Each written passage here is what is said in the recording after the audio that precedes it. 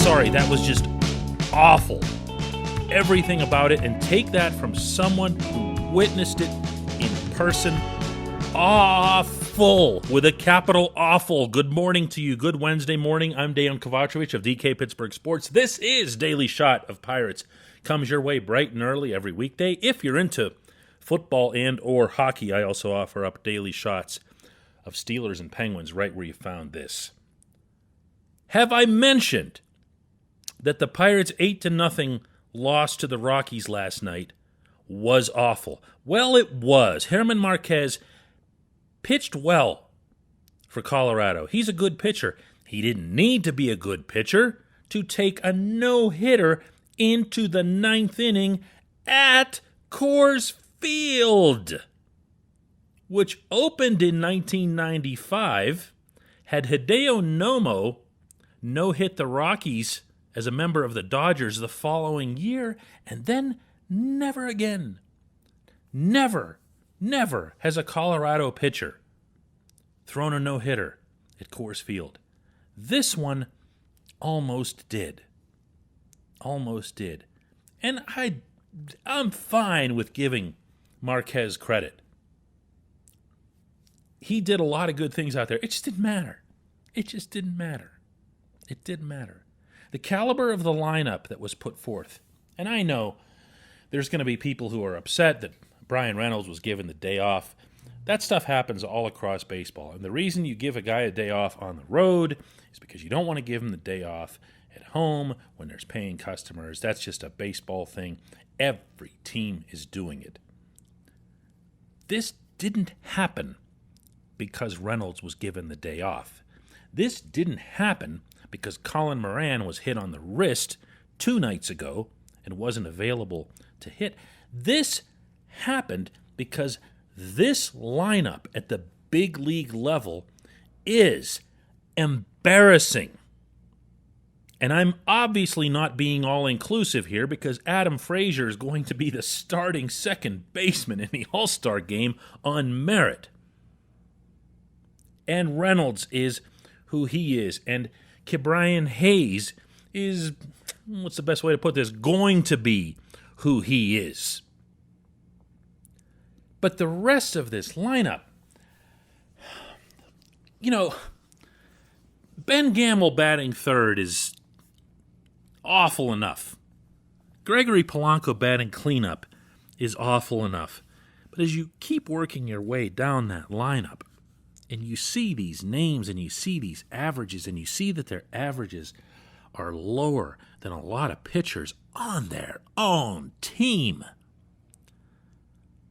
This has to stop. Look, I've been front and center going back to when Ben Cherington was hired and including this year in saying that there's nothing really much to gain from a results standpoint in 2021. It's about players improving. Players like Reynolds getting to where they need to be. Mitch Keller not getting to where he needs to be. Kevin Newman getting not whatever. He's been, I'll use the word for the 20th time, awful. But that's what the season was supposed to be about. It wasn't supposed to be about wins and losses and whatever. And I'm okay with it. I'm okay with all of it. I'm okay with yesterday ESPN putting out its new minor league system rankings, and the Pirates have rocketed all the way up to number 4. Best in the National League. And the explanation that was given that accompanied this ranking was that Ben Cherington's done incredible work in his couple of years. He has. If you go through Greensboro, Altoona, to a lesser extent Indianapolis, you go through these systems, you see that there are actual prospects. There are actual players with actual futures who are going to come to Pittsburgh, and even though they won't all succeed, there will be enough of them that you'll have a team that you'll really, really like. I'm okay with all of that. I am not okay with embarrassment. And this came this close to being that. Coors Field.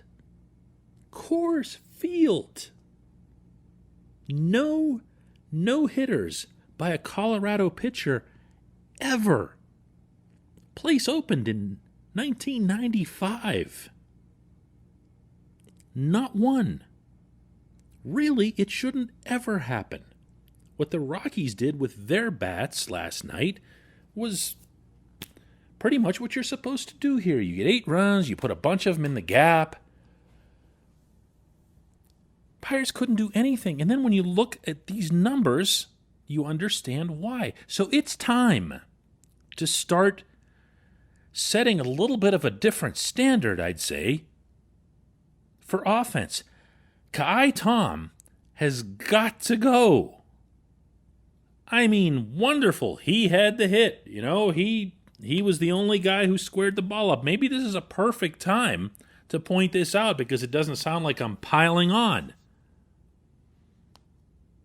You can't hit at a 129 level over a 2-month term and stay in the majors. I don't care about Rule 5. That player has to go.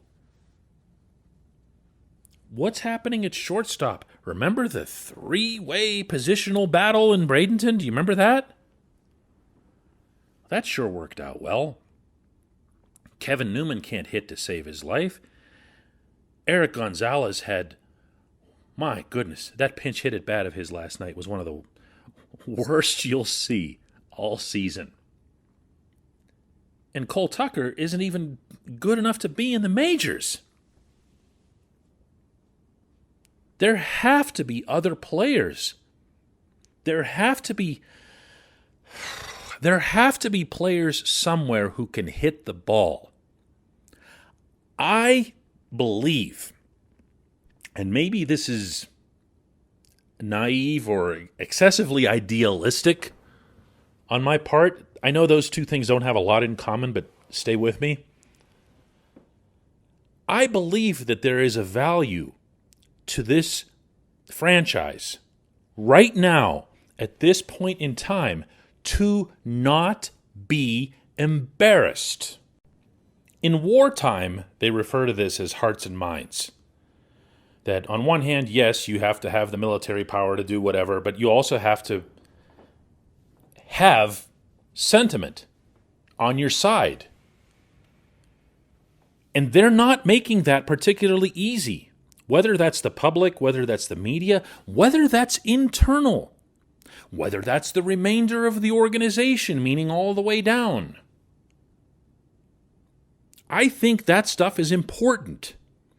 I don't think you needed to expect that this team was going to, win 90 games and contend or whatever. That would have been beyond preposterous.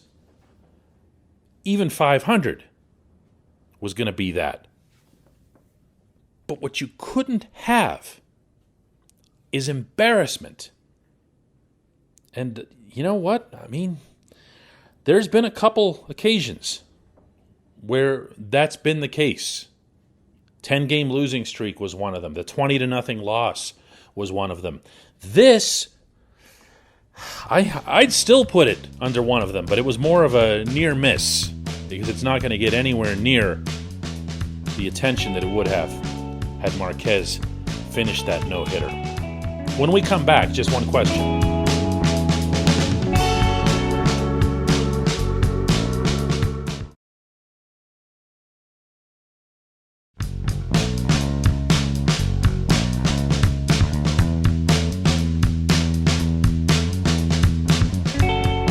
Welcome back. It's time for Just One Question. That's always brought to you on this program by the good people over at North Shore Tavern, directly across Federal Street from PNC Park.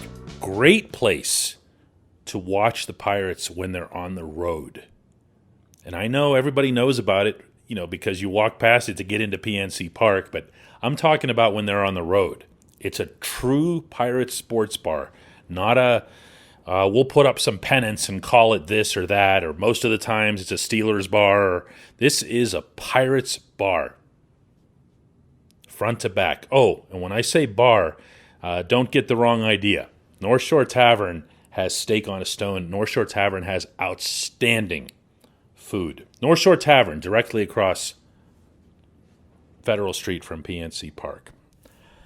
Our question comes from Chris Berner, who asks, did they give up on Elias Diaz too quickly? I admit he was making a lot of throwing mistakes, but who from the Pirates hasn't? Diaz was not a good defensive catcher with the Pirates. I didn't regret his departure other than the loss offensively. You'll remember the one year that Jacob Stallings and Diaz as a tandem were the most productive hitting catchers in all of baseball. But under Ben Cherington specifically, you're not going to catch if you can't catch. If you look at the catchers that he's chosen to be backups to Stallings, most of them have come in with, well, here's that word again, embarrassing batting averages. And they're here just because they can handle a pitching staff and bring along the pitching staff. I kind of get the spirit of it, and I also get why Diaz isn't here anymore. So I got your question during the game last night, and as I was leaving the press box here in Denver, I asked two very veteran scribes, and you'll probably recognize both of these names, Tracy Ringlesby, legend in the Hall of Fame, Jack Getkin, the longtime columnist for the Rocky Mountain News and now with the Denver Post. And boy, did they both jump at the chance to answer this. So you're getting this answer from a way better couple of sources than me. They say that the Rockies have been ecstatic with his defense because he has done extensive work on changing a lot of aspects of how he catches the ball and how he frames it. In particular, he's been able to work off umpires, which if you think back to that game a couple nights ago here, when the umpire Rob Drake, was the subject of yesterday's Daily Shot, was just awful. It looked like he was hosing the Pirates. I don't believe that umps and refs and officials do that sort of thing. I think if you're bad, you're just bad. And now there might be some further evidence to that because according to these two guys, Diaz and the Rockies were happy with the fact that he called the game that was being pitched by Colorado to the umpire's terrible strike zone. Whereas there's some evidence that Stallings didn't do that on the Pittsburgh end. And I'm not coming close to suggesting that Stallings, who might be the best pitch framer and the best defensive catcher in all of baseball, is inferior in any way to Diaz. We're talking about one night. If Stallings' crime in that situation is to just kind of hope that the home plate umpire does his bleeping job, it's hard to be mad at Stallings. But Diaz didn't assume it. Diaz went and said, okay, this guy's strike zone is a joke. I'm going to call pitches that are out here because I'm getting them. And he got them. It was all to the one side. That's part of the maturation that they've seen. Now, you're probably asking this, Chris, because you saw him hit a couple of 440-foot bombs. And I brought those up with these two gentlemen, and they both just laughed because we are where we are. We're a mile up. The ball just does that here. That's not anything new for Diaz. Diaz has 2 home runs in this series. He has 4 home runs on the season. I wouldn't read anything into that. Good question, man. I love the timely ones. Send me stuff that, is fresh right off of what we just saw. It always makes for I think a better chance to give you something like this. I appreciate that. I appreciate everybody listening to Daily Shot of Pirates. We'll do another one tomorrow. Hey everybody, thanks for listening. Please subscribe to our DK Pittsburgh Sports channel and don't forget to hit the bell to get notified every time we post a new video or podcast.